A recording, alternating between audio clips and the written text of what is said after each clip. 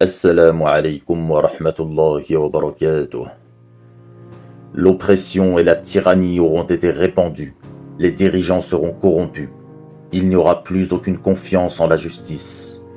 Comme le dit si bien notre prophète, paix sur lui, la terre sera remplie d'injustice et d'oppression, le mensonge sera valorisé, tandis que la vérité sera méprisée, la trahison sera reconnue comme normale, la religion sera vidée de son sens et de son esprit.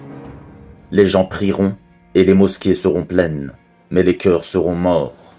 Les conflits entre musulmans seront la norme. Tel pays fera la guerre à tel autre.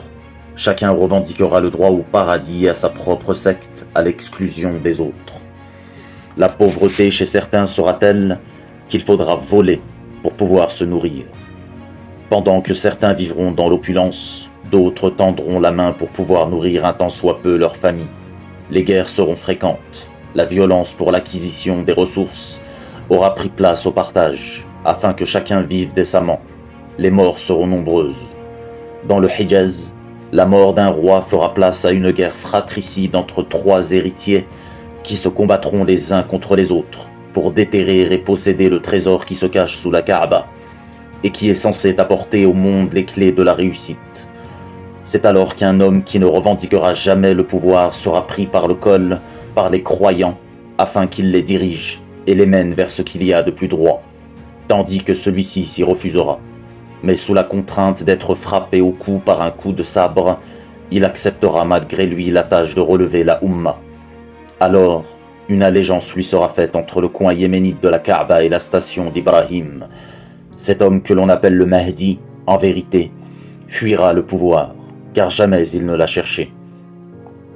Une armée venue du Proche-Orient lui sera envoyée pour venir mettre fin à sa vie et à la menace qu'il représente pour le système mondial en place, qui prit tant et tant de millénaires pour se faire vainqueur sur la plus grande partie de l'humanité, qui, guidé tel un troupeau de moutons menés à l'abattoir, aura toujours eu la lâcheté de se laisser gouverner sans dire un mot.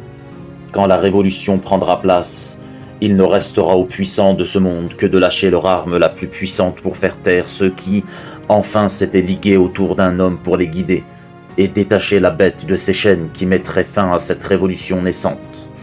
Le monde, qui avait perdu toute foi en une justice qui s'appliquerait à tous, selon un équilibre qui se veut juste, prendra enfin les armes pour se rebeller. Des guerres auront lieu, mais c'est la vérité qui finira par vaincre. Ce que je vous demande, chers frères et sœurs, ce n'est point d'espérer qu'un jour ces événements prennent place et que d'un coup, par miracle, tout rentre dans l'ordre. Mais la question est la suivante. Que faisons-nous dans nos vies de tous les jours pour être prêts à agir lorsque les troubles iront en grandissant? Il ne s'agit pas de savoir si c'est cette année ou l'autre que le Sauveur se présentera à nous, mais ce qu'il faut mettre en marche, c'est notre piété, qu'il faut faire grandir chaque jour, afin qu'une fois que les choses prendront place, nous serons tels ceux qui disent à la montagne « Écarte-toi afin de me laisser le chemin libre », et elle s'écartera. Oui, c'est de notre foi qu'il s'agit. C'est elle qu'il faut faire grandir. Nous lever la nuit pour prier et invoquer Dieu, afin de nous donner la force d'être prêts à agir quand tout prendra place. Cela devrait pour nous devenir un devoir à appliquer sans détour. C'est entre nos mains que se joueront les batailles.